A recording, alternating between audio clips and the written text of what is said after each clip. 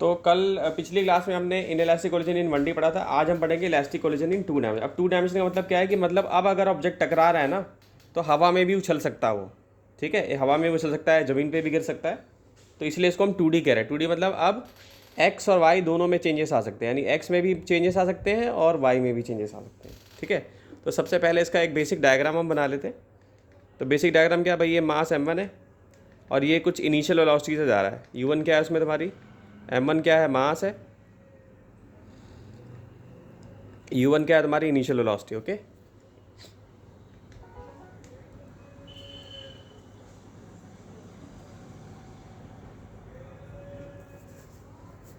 फिर m2 क्या है,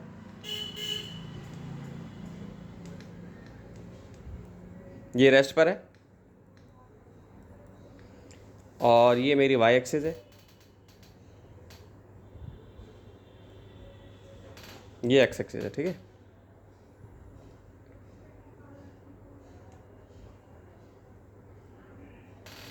ठीक। तो अब जैसे ये टकराएगा तो मोशन होगा इसमें कुछ, तो इसके कंपोनेंट्स बनेंगे अब।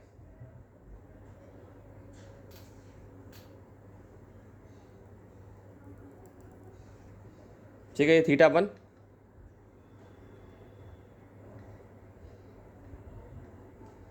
ये m1 है,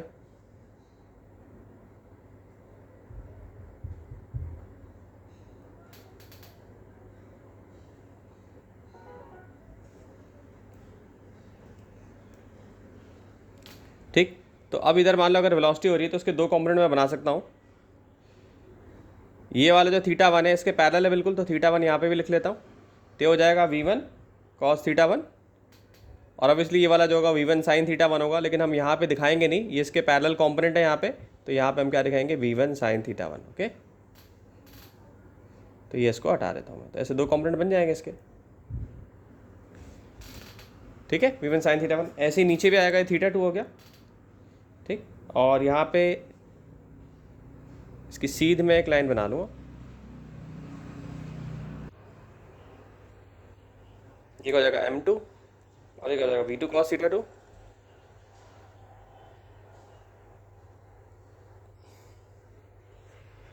ये v2 sin θ2 हो जाएगा,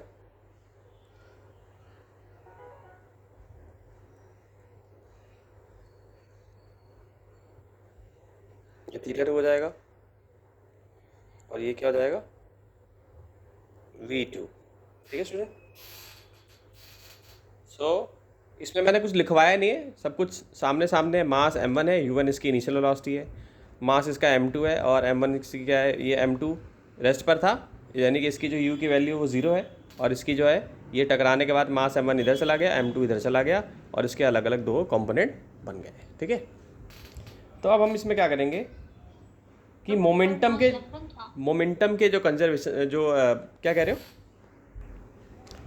सो अब हम कंपोनेंट्स निकालेंगे। सो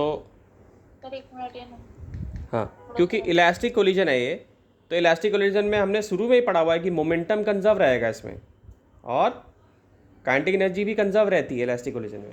इन इलास्टिक में काइनेटिक एनर्जी कंजर्व नहीं रहती है। ठीक है, कर लिया है। ठीक है, सो अब आफ्टर द कोलिजन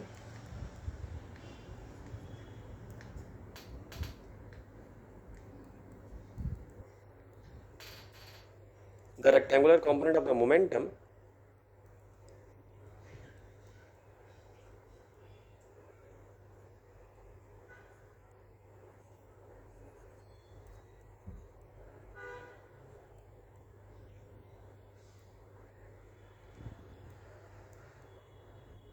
m1r पहला,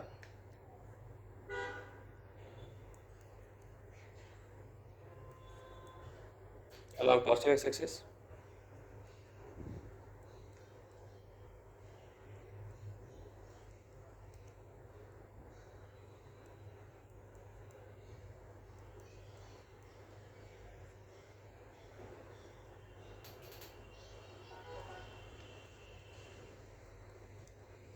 पॉजिटिव। ठीक है, ये हो गया,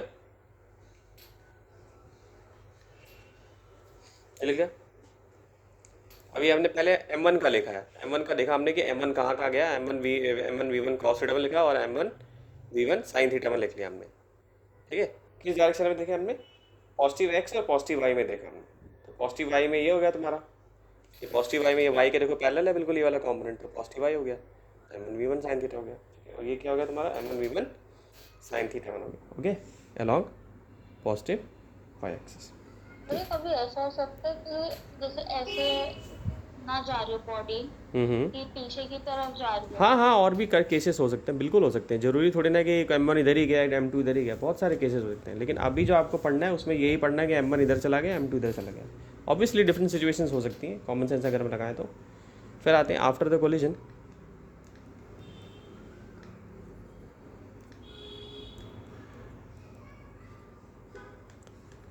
the rectangular component of the momentum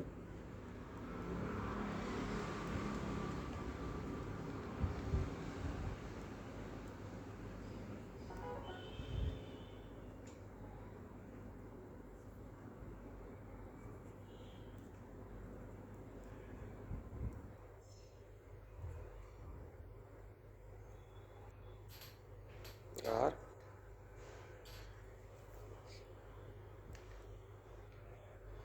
ये जगह M2V2 cos theta 2 along positive y axis।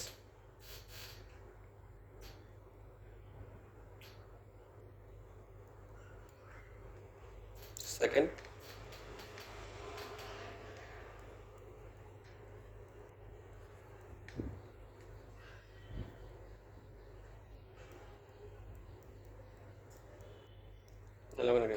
ठीक, ये हमने देख लिया, दोनों का कंपोनेंट देख लिया, M1 के और M2 के भी देख लिया।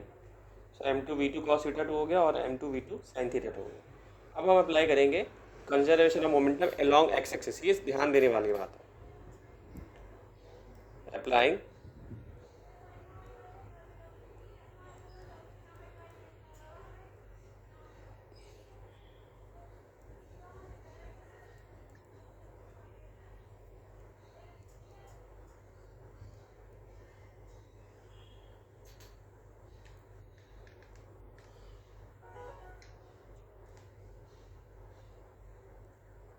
along x axis. ठीक है, इसमें क्या हो जाएगा M1 E1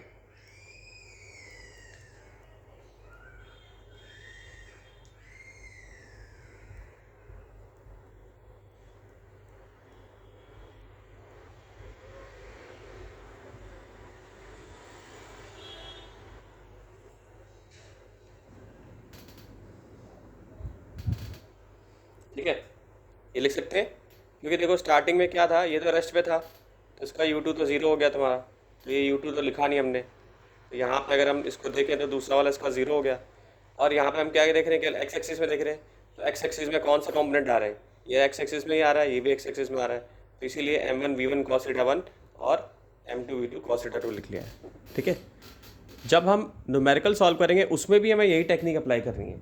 ठीक, ठीक है बच्चे, समझ में आ गया। अब आते हैं हाँ। वाई एक्सिस में तो कुछ हुआ ही नहीं। वाई एक्सिस में अगर हम देखेंगे इसी तरीके से, तो एक्स एक्स वालों का वाई में तो कुछ हुआ नहीं है। ठीक, तो अब हम देखेंगे conservation of momentum along Y axis.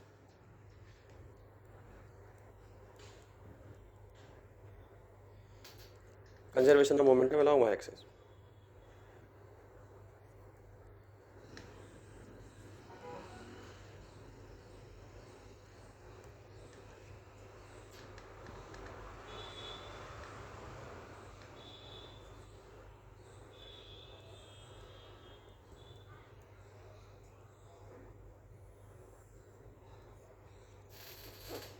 ये क्या जाएगा ज़ीरो, ये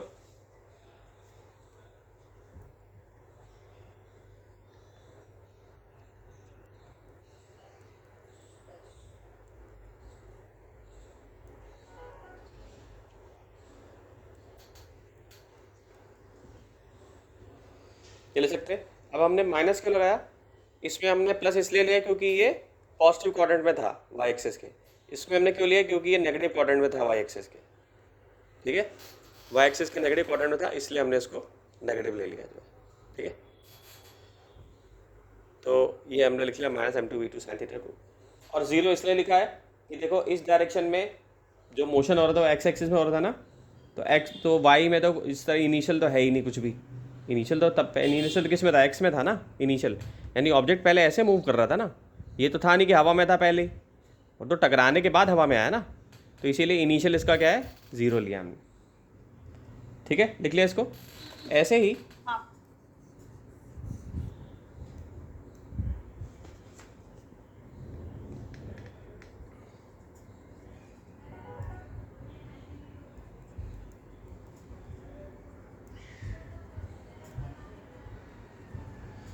As the kinetic energy is conserved in elastic collision,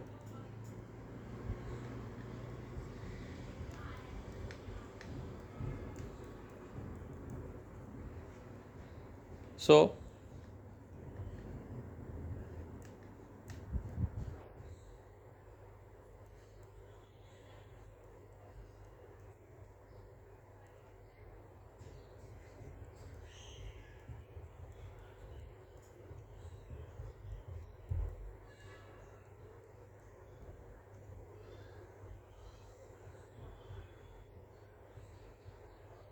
या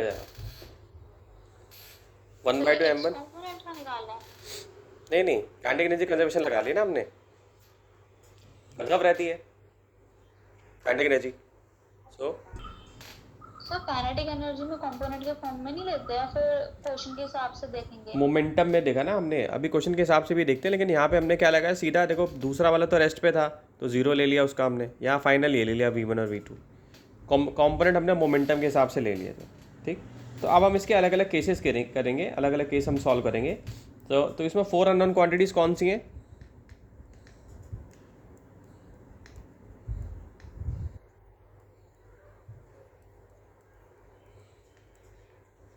V1 है, V2 है, θ1 है एंड θ2 है। ठीक, तो सबसे पहला स्पेशल केस जो है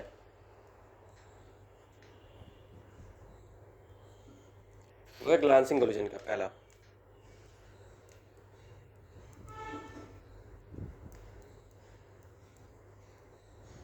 ठीक, तो ग्लांसिंग तभी होता है जब ऐसे कुछ एंगल बन रहा हो, दो के बीच में ऐसे एक 90 का एंगल बन रहा हो, एक 0 डिग्री का एंगल बन रहा हो।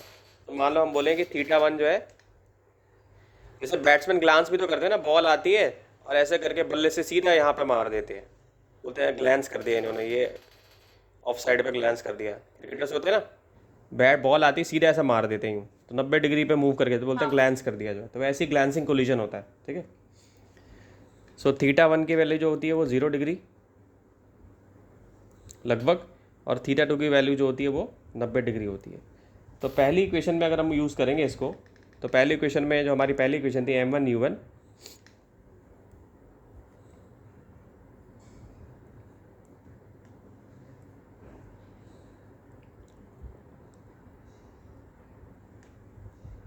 cos θ2 है। ठीक है, m1u1 है, m1v1 cos θ1 और m2v2 cos θ2।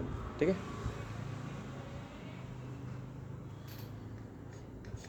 तो ये क्या हो जाएगा तुम्हारा,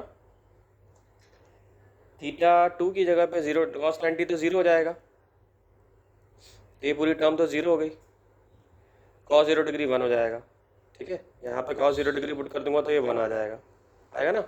तो क्या बचेगा, केवल m1u1 इक्वल टू m1v1 बचेगा, m1 से m1 कट जाएगा, तो इसका मतलब है कि u1 जो है वो v1 के इक्वल आ गया, और v2 जो है वो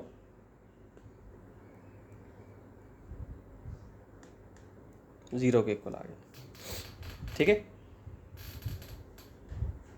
सो ये कह सकते हैं हम kinetic energy of target particle, ये जो हमारे पास आया है इससे हम ये देख सकते हैं ऑफ टारगेट पार्टिकल। कैसे आया? भाई cos 90 की वैल्यू नहीं हो गई यहाँ पे, तो ये तो 0 हो गया ना, तो v2 0 नहीं होगा इस केस में। cos 90 की वैल्यू क्या होती है, 0 होती है ना। सो हम पूरा V2 को 0 लिख सकते हैं? नहीं, क्यों पूरा कैसे 0 लिख सकते हो, ये cos θ1 जो है ये 1 आ गया यहाँ पे, तो ये लिख लिया हमने u1 v1, v2 की वैल्यू 0 हो गई यहाँ पे, क्योंकि यहाँ पे 0 डिग्री का एंगल बन गया ये साथ में। ठीक है,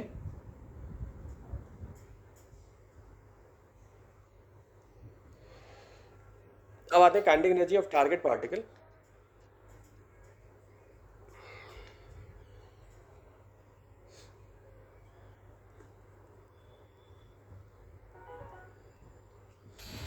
ये हो जाएगा V2 का स्क्वायर इक्वल टू, अब इसको 0 लिख लेंगे, ठीक है। Hence in glancing collision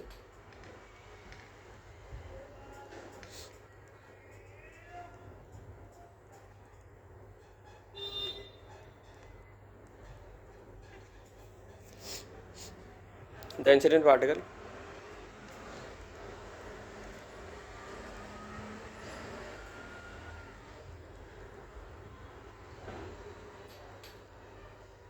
does not lose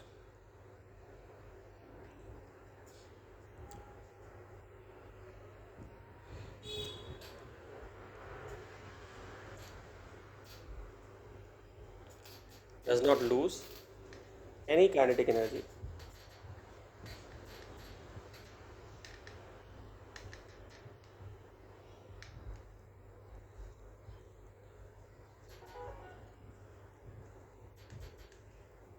And is scattered almost undeflected.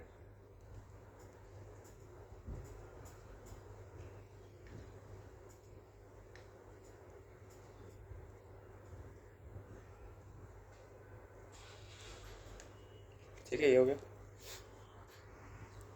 इसको लिख लो। अब आते हैं हेड ऑन कोलिजन पे आते हैं, ठीक। तो इस केस में जो पार्टिकल है वो 0 डिग्री पे है, θ2 की वैल्यू 0 डिग्री होगी, यानी जो हमने अभी जो डायग्राम बनाया है उसमें θ2 की वैल्यू 0 डिग्री होगी, यानी जो डायग्राम हमने बनाया था यहाँ पे, तो यहाँ पे θ2 की वैल्यू क्या हो जाएगी, 0 डिग्री हो जाएगी, ठीक। तो उस केस में हमने जो अप्लाई किया cos θ1 और m2v2 cos 0 डिग्री 1 होता है, तो यहाँ पे cos 0 डिग्री मैंने लिखा नहीं है, डायरेक्टली cos 0 डिग्री 1 हो गया तुम्हारा, ठीक है। और सेकंड केस में क्या है, m1v1 sin θ1 आ गया, क्योंकि वहाँ पे sin 0 डिग्री की वैल्यू 0 हो जाती है, तो ये 0 आ गया तुम्हारा, ठीक। तो ये दोनों इक्वेशन हमारी बन जाती है। इस केस में भी काइनेटिक एनर्जी जो है वो remains unchanged, kinetic energy remains unchange,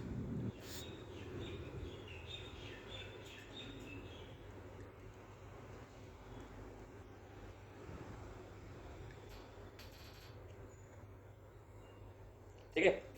अब आते हैं लास्ट थर्ड केस में इलास्टिक कोलिजन, दो आइडेंटिकल पार्टिकल्स का देख रहे हैं जिसमें मास सेम है, तो conservation kinetic energy for elastic collision अगर हम अप्लाई करते हैं तो क्या आ जाएगा, 1/2 m u1 का square equal to 1/2 m v1 का स्क्वायर प्लस 1/2 m v2 का स्क्वायर। तो m तो हट गया यहाँ से, तो क्या आ जाएगा, u1 का स्क्वायर इक्वल टू v1 का स्क्वायर प्लस v2 का स्क्वायर, ठीक है। इसी तरीके से कंजर्वेशन ऑफ मोमेंटम का देखेंगे अगर हम,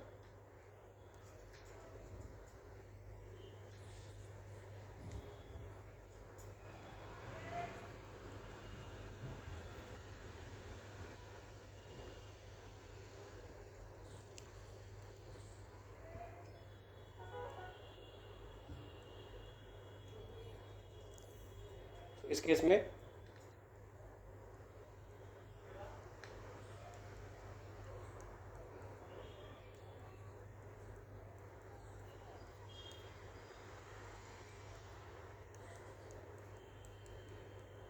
v2 हो जाएगा। अब इसमें एक चीज़ हम कर सकते हैं कि ये डेरिवेशनें सारी की सारी एग्जाम में आती हैं, ऐसा कर सकता हूँ मैं, 2 बार मल्टीप्लाई कर दिया मैंने सेम चीज़,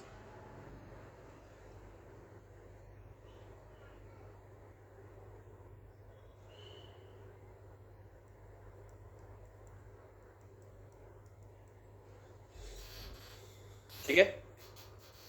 ये कर दिया मैंने, u1 को u1 से कर दिया क्योंकि u1 का स्क्वायर था, और v1 प्लस v2 का स्क्वायर कर दिया हमने, ठीक है। अब इसमें इसको करेंगे हम, मल्टीप्लाई करेंगे तो क्या आ जाएगा, v1 का स्क्वायर आएगा, v2 का स्क्वायर आएगा प्लस 2v1 v2 आ जाएगा, ठीक, 2v1 v2 आ जाएगा। और क्योंकि v1 का स्क्वायर और v2 का जो स्क्वायर है वो u1 के स्क्वायर के इक्वल है, ओके। सो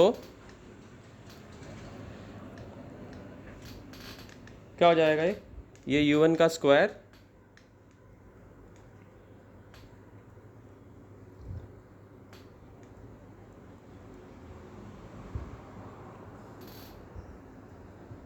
भी हो जाएगा 2v1 डॉट v2। सो और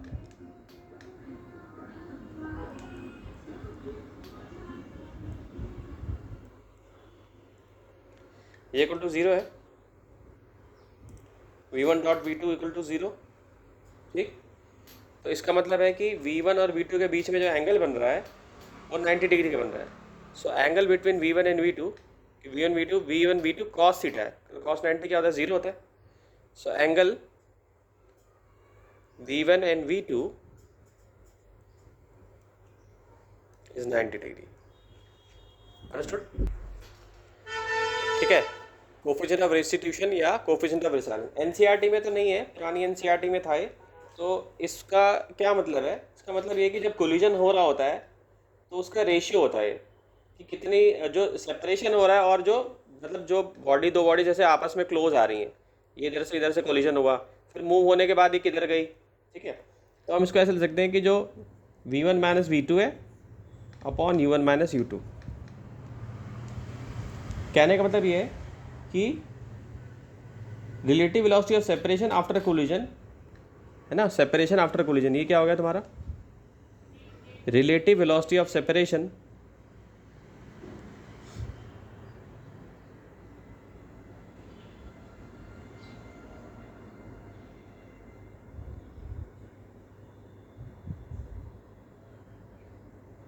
आफ्टर कोलिजन अपॉन में relative velocity of approach before collision. इसी को कोफिशिएंट ऑफ रेस्टिट्यूशन या रिसाइलेंस हम कहते हैं।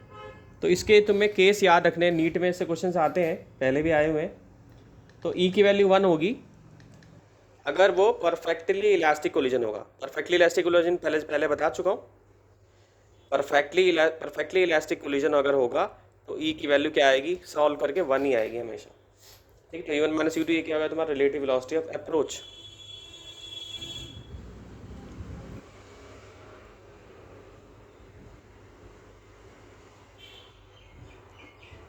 Before collision. ओके, सो ये हो गया तुम्हारा e v1 minus v2 upon u1 minus u2। तो इलास्टिक रहेगी तो e की वैल्यू 1 आएगी। इन इलास्टिक के लिए क्या होगा, ये रेंज याद रखना है, 0 से लेके e से लेके 1 के बीच में आएगी। परफेक्टली इलास्टिक के लिए क्या होगा, 0 की e की वैल्यू 0 होगी।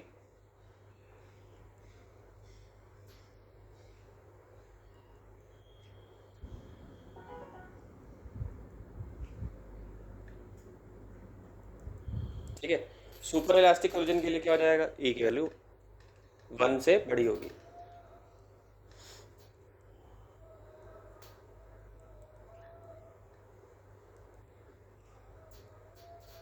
कोलिजन जो होगा e की वैल्यू 1 से बड़ी होगी। तो ये डेटा आपको याद होना चाहिए क्योंकि इससे नीट में क्वेश्चन जो है आए हुए हैं ऑलरेडी। स्कूल के एग्जाम में भी ज़्यादातर स्कूल के टीचर ऐसे लौड़ा से पेपर बनाते हैं, तो आपको दे सकते हैं।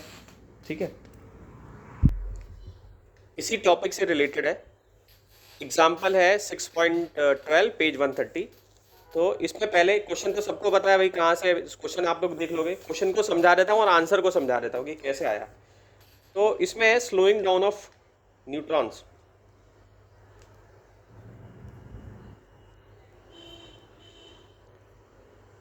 तो एटम होता है, एटम के अंदर क्या होते हैं, इसके अंदर न्यूक्लियस में प्रोटॉन होते हैं और न्यूट्रॉन होते हैं। तो यहाँ पे क्या बात हो रही है, न्यूट्रॉन को स्लो डाउन करना है। ठीक है, क्योंकि स्लो डाउन अगर नहीं करेंगे तो हमारी जो रिएक्शन है, जो न्यूक्लियर पावर प्लांट जिसमें ये सारी चीज़ें हो रही हैं, वहाँ पे वो कंट्रोल नहीं हो पाएगा हमसे। ठीक है, तो उसको स्लो डाउन करना बहुत ज़रूरी है। तो ये पता होना चाहिए कि न्यूट्रॉन क्या है और आखिर में इस क्वेश्चन में हम कर क्या रहे हैं। तो जो अभी हमने काइनेटिक एनर्जी और कंजर्वेशन पढ़ा है सारा, उसका बहुत तगड़ा एप्लीकेशन यहाँ पर हो रहा है। तो कह रहा है कि न्यूक्लियर रिएक्टर है, मान लो ये न्यूक्लियर रिएक्टर है सपोज करो, ठीक, और न्यूट्रॉन फायर हो रहे हैं। मान लो मैं कहूँ कि न्यूट्रॉन ऐसे फायर हो रहे हैं, ठीक है, सपोज करो। उनकी स्पीड कितनी है,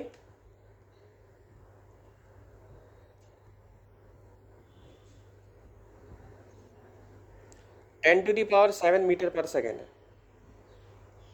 और इनको स्लो कितने में करना है, 10⁻³ मीटर पर सेकेंड में। ठीक, जैसे बंदूक की गोली होती है ना, उसको स्लो करना होता है तो आप लोगों ने देखा होगा सीमेंट की बोरियां रखते हैं, ऐसे सीमेंट की बोरियां रखते हैं, यहाँ पे गन रखते हैं, तो उसमें क्या होता है कि जब ये टकराता है तो इसकी स्पीड कम हो जाती है। लोहे की, स्टील की कोई वो नहीं लगाते, चादर नहीं बैठाते, ये सीमेंट या इसमें रेत भर देते हैं, जिससे कि बंदूक की जो गोली है वो बुलेट जो है वो जाके इसमें धंस जाती है, और जो पीछे खड़ा होता है उसको कोई चोट नहीं लगती। ठीक है, तो इसी तरीके से यहाँ पे भी हमें क्या करना है कि 7 से 3 मीटर पर सेकंड पे इसको चेंज करना है, so that it can have a high probability of interacting with isotope. क्योंकि अगर ये कम हो जाएगी इसकी स्पीड, तो ये किस आइसोटोप से इंटरेक्ट करेगा, ये इससे, आइसोटोप सबको पता है भाई, यू से। और अगर ये इससे इंटरेक्ट करेगा तो क्या हो जाएगा, फिशन हो जाएगा। फ्यूजन मतलब जुड़ना और फिशन मतलब टूटना, यानी कि ये ब्रेक हो जाएगा ये 2 पार्ट्स में। ठीक है, तो हमें शो करके दिखाना है कि जो न्यूट्रॉन है अपनी काइनेटिक एनर्जी को लूज कर देता है, किस कोलिजन में, इलास्टिक कोलिजन में। किस में, इलास्टिक कोलिजन में। ठीक है, ये अपनी काइनेटिक एनर्जी को लूज कर देता है। ठीक है, कब करता है, जब ये न्यूट्रॉन है किसके साथ कोलिजन कर रहा है, ये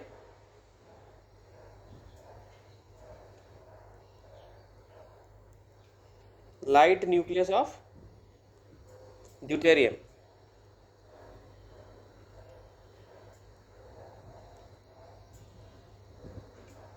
या कार्बन। ठीक है, तो देखो क्वेश्चन को मैंने ब्रेक कर दिया है।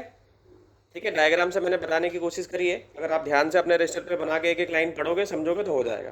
ठीक है, सो कार्बन और इनका जो मास है, लाइट मतलब इससे हल्का है, यानी न्यूट्रॉन जो है वो भारी है, न्यूट्रॉन के कंपैरिजन में न्यूट्रॉन जो है भारी है। ठीक, और या क्या यूज़ करते हैं उसमें, ग्रेफाइट यूज़ कर सकते हैं, ग्रेफाइट मॉडरेटर के लिए यूज़ करा जाता है, और हैवी वाटर भी यूज़ करते हैं, हैवी वाटर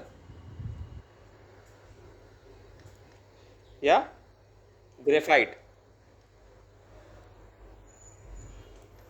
ठीक है, यूज करना है, ये हमें इस रिएक्टर में यूज़ करना है, स्लो डाउन करने के लिए हमें इस्तेमाल करना है। अब आपको न्यूक्लियर रिएक्टर तो मैं नहीं बता सकता पूरा जो है, तो बहुत कॉम्प्लेक्स चीज़ है, लेकिन आपको छोटी छोटी चीज़ें मैंने बता दी कि एक्चुअली में यहाँ हो क्या रहा है, एक हैवी चीज़ को रोकने की कोशिश करी जा रही है, उसको स्पीड उसकी कम करने की कोशिश की जा रही है। ठीक है, और उसको क्योंकि स्पीड जब हम कम करेंगे तो वो इसके साथ इंटरैक्ट करेगा और उसका फिशन हो जाएगा, फिशन होने पे वो 2 पार्ट में ब्रेक हो जाएगा, हमें ब्रेक ही कराना है। ठीक है, फ्यूजन मतलब जुड़ना होता है, फिशन मतलब टू ब्रेक। क्वेश्चन का एक्सप्लेनेशन समझ में आया कि नहीं आया, पहले क्या जो मेन थीम है क्वेश्चन का, कि स्पीड हमें कम करनी है। ठीक है, कोलिजन का केस है यहाँ पे, न्यूट्रॉन जो है न्यूट्रॉन के साथ या कार्बन के साथ हैवी वाटर का यूज़ कर रहे हैं हम, इसको हम कोलाइड करा रहे हैं, कोलाइड करके इसकी स्पीड को कम कर रहे हैं ताकि ये इसके साथ इंटरैक्ट करके इसका फिशन हो जाए और ये ब्रेक हो जाए। क्वेश्चन समझ में आ गया सबको। और इसमें क्या दिया हुआ है, इलास्टिक वर्ड यूज़ किया गया ना, इलास्टिक कोलिजन वर्ड यूज़ किया गया ना, ध्यान से अगर आप पढ़ो तो इलास्टिक कोलिजन, तो यानी कि इलास्टिक कोलिजन ही चलेगा सब कुछ इसमें। तो इलास्टिक कोलिजन में क्या होता है, काइनेटिक एनर्जी कंजर्व होती है, मोमेंटम कंजर्व होती है, एनर्जी कंजर्व होती है। तो इलास्टिक कोलिजन है, ये चीज़ सबसे पहले क्वेश्चन से क्या निकल के आ गया, हमें पता चल गया कि भाई इसमें कौन सा है कोलिजन, इलास्टिक कोलिजन है। तो इलास्टिक कोलिजन है, हमें सारी चीज़ें पता है, मास हमें पहला दे रखा, क्या है हमारा मास, मास ऑफ न्यूट्रॉन, इसको एम ले लिया। ठीक, अब ये मैं आंसर का एक्सप्लेनेशन दे रहा हूँ।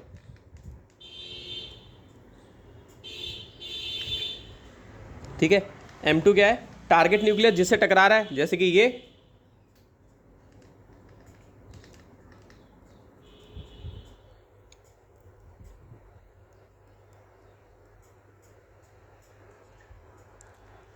तो मास हम इन दोनों से किसका लेंगे, बेटा अभी पता चल जाएगा ना, क्या है यहाँ पे देखो, ड्यूटेरियम में कार्बन है ना, अभी सब पता चल जाएगा तुम्हें। ठीक, फाइनली जो है हमें क्या करना है, स्पीड को उसको कम करना है, U1 की वैल्यू को क्या लेंगे, म्यू लेंगे, और दूसरा वाले को क्या लेंगे, U2 को क्या लेंगे, 0 लेंगे। ठीक, इलास्टिक कोलिजन में V2 की इक्वेशन हमारे पास क्या थी, हमने डिराइव करा था, अभी डेरिवेशन करी थी, तो V2 हमारा क्या निकल के आया था।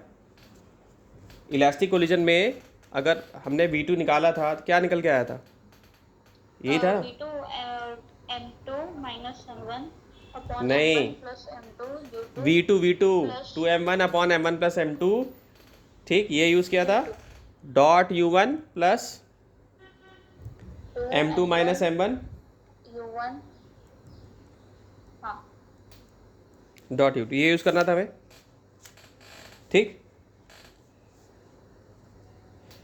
तो इसमें ये वाली जो चीज़ है ना, ये रेस्ट पर है, इसीलिए U2 को 0 लिया है, ठीक। तो क्या हो जाएगा,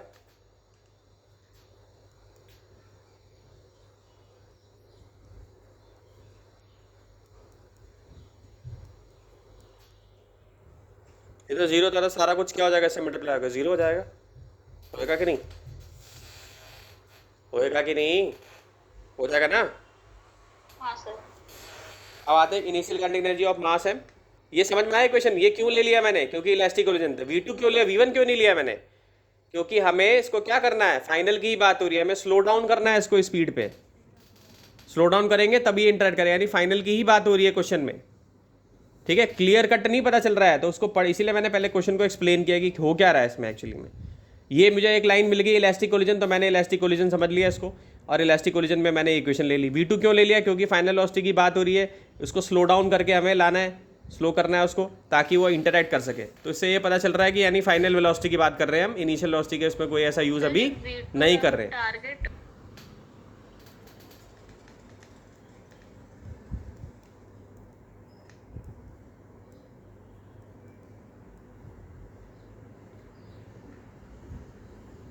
कितना है,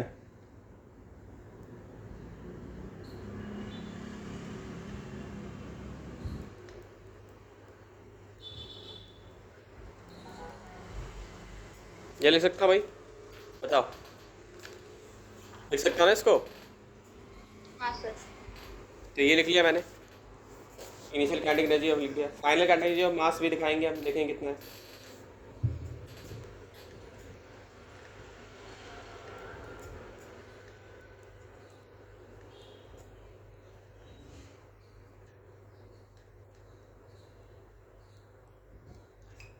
सो K2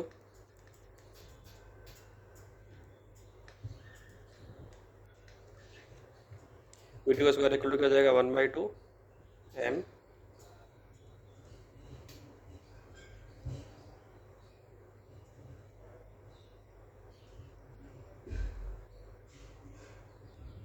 का स्क्वायर, ठीक है।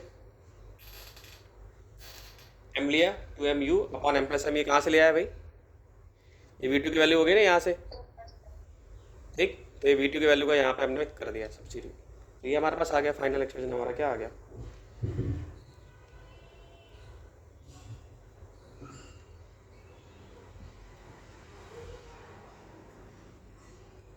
ये छोटा है मैं, ये बड़ा है मैं,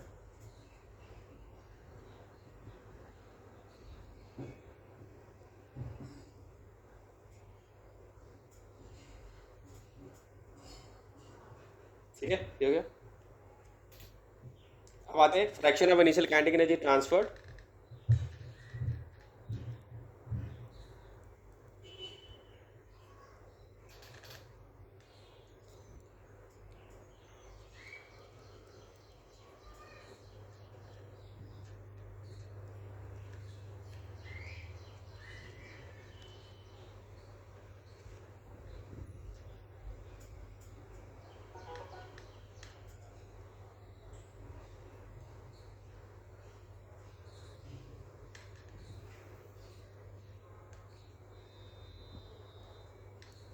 K2/K1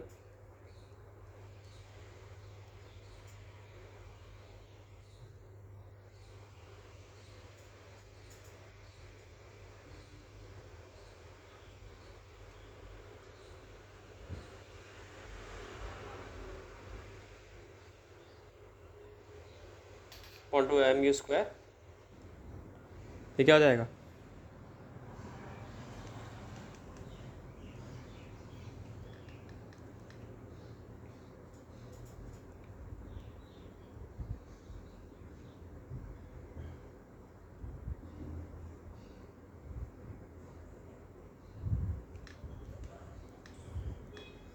तो क्या आ जाएगा 4 mm अपॉन m+m का होल स्क्वायर। ठीक, तो काइनेटिक एनर्जी का रेशियो निकाल लिया हमने। अब हमें ड्यूटेरियम के लिए निकालना है कि भाई ड्यूटेरियम में कितना हुआ। तो ये इक्वेशन तो आ गई, कितना इनिशियल काइनेटिक एनर्जी ट्रांसफ़र हो रही है। भाई अब इसका क्या मतलब है, ट्रांसफ़र क्या हो रही है, मतलब क्या है, मतलब ये है कि जैसे मान लो कि ये मोशन में था, ये मोशन में था, ये गया मोशन में गया। अब मान लो ये दीवार के साथ टकरा गया या इतने बड़े हैवी मास के साथ गया, तो ये इसका हैवी मास था या हल्का मास था मान लो। तो अगर हल्का मास होगा तो ये यहीं आके ये रुकेगा, इसके साथ इसको भेज देगा आगे बाहर। तो काइनेटिक एनर्जी ही ट्रांसफ़र हो रही है ना, मोमेंटम ही ट्रांसफ़र हो रहा है ना बिल्कुल इसका। ठीक, तो ये क्या हुआ, समझा रहा हूँ, पहले इसको तो समझो ना पहले ध्यान से। देखो ये चीज़ बता रहा हूँ, ये समझ नहीं आया, ये जो बता रहा हूँ, ये ट्रांसफ़र का मतलब क्या होता है। जैसे हम पैसे देते हैं किसी को, ट्रांसफ़र कैसे करते हैं, उसके पास जाके देना पड़ता है ना हमें। जैसे मान लो मेरे पास बैग है, मुझे ट्रांसफ़र करना है, ये लो जी, वहाँ जाना पड़ता है ना। तो इसमें ट्रांसफ़र का मतलब ये है कि जैसे क्या है, ये न्यूट्रॉन है तुम्हारा, इसको स्लो करना है। स्लो करना है तो कोई चीज़ के साथ मैं इसको टकरा दूंगा, मैं नहीं अगर टकराऊंगा तो ये आगे बढ़ता जाएगा ऐसे ही। तो मान लो इसकी स्पीड 10⁻7, इसको 10⁻3 पे करना है मुझे, तो मुझे रोकना पड़ेगा ना इसको, यानी इसकी एनर्जी को ट्रांसफ़र करना पड़ेगा दूसरी चीज़ में। तो यही हम निकाल रहे हैं, फाइनल काइनेटिक एनर्जी कितनी हुई, इनिशियल कितनी थी, फ्रैक्शन ऑफ इसे कितनी काइनेटिक एनर्जी ट्रांसफ़र हुई, कितना ट्रांसफ़र हुआ, तो उसका रेशियो भी हमने निकाला है, रेशियो से ही पता चलता है। ठीक, तो ये आ जाएगा 4 mm अपॉन m+m का होल स्क्वायर। ठीक, अब ये तो हमने डेरिवेशन कर ली है। अब हमें ड्यूटेरियम के लिए और कार्बन के लिए निकालना है कि कितना ट्रांसफ़र करता है। जैसे अब ड्यूटेरियम के लिए केस में हम अगर करेंगे,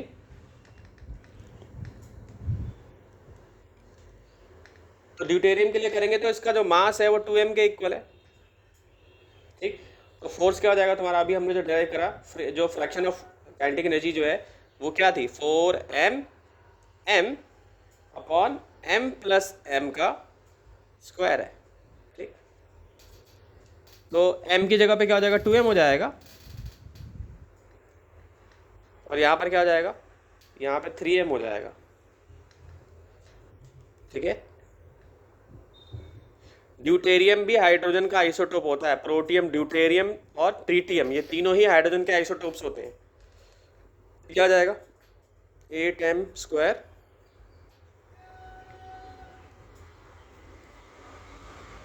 ठीक, तो इससे कितना पता चल रहा है, यानी 90%, यानी अगर किसी के 100 में से 90 आ रहे हैं तो यहाँ पे 9 में से 8, यानी कि 90% न्यूट्रॉन एनर्जी जो है, सो अबाउट 90% न्यूट्रॉन एनर्जी, यानी अगर 100 की स्पीड से आ रहा था वो, तो केवल 10 रह जाएगी उसकी,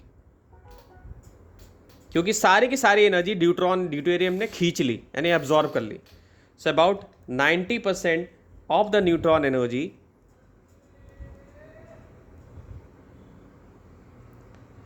is transferred to deuterium। ठीक, यानी जो क्वेश्चन में मैंने शुरू से बताया था कि हमें इसमें एब्जॉर्ब करवाना है, न्यूट्रॉन की एनर्जी को एब्जॉर्ब करवाना है, शुरू से बता रहा था इसकी स्पीड को कम करना है हमें, तो ये हमने कर दिया यूजिंग ड्यूट्रॉन। ठीक, काइनेटिक एनर्जी का रेशियो भी हमने निकाल दिया, यानी कि अगर ये 100% था तो यहाँ पे आके केवल 10% ही इसकी एनर्जी रह जाती है टकराने के बाद, क्योंकि कोलिजन के बाद ही अपनी काइनेटिक एनर्जी लूज कर देता है। तो ये हमने कैलकुलेट कर लिया, यानी कि 8/9 आ जाएगी। तो इससे पता चल गया परसेंटेज निकालने से कि 90% जो न्यूट्रॉन एनर्जी है वो ट्रांसफर हो गई ड्यूटेरियम के पास। क्लियर है? तो कार्बन के लिए भी सेम फार्मूला हमने यूज़ किया इसको, और ये सेम फार्मूले में हमने ये लगा दिया, इसका जो है यहाँ पे 12 आ जाएगा, ये 12 हो जाएगा तुम्हारा। ठीक, तो सब कुछ सॉल्व करके कितना आ जाएगा, ये आ जाएगा 0.284। तो यानी कि 28.4% का लॉस होता है अगर कार्बन यूज़ करते हैं। यानी इसका मतलब है कि सबसे अच्छा मटेरियल क्या है, ड्यूटेरियम के साथ हमें उसको टकराना चाहिए, ताकि हमें फिशन जो है ईजिली अचीव हो सके। ठीक है बच्चों, अब इसको क्या करो कि पूरे क्वेश्चन को दोबारा समझो और दोबारा खुद से करके देखो, और कहाँ पे क्या क्या चीज़ है उसको समझने की कोशिश करो, तो उससे तुम्हें समझ में आ जाएगा। ठीक है।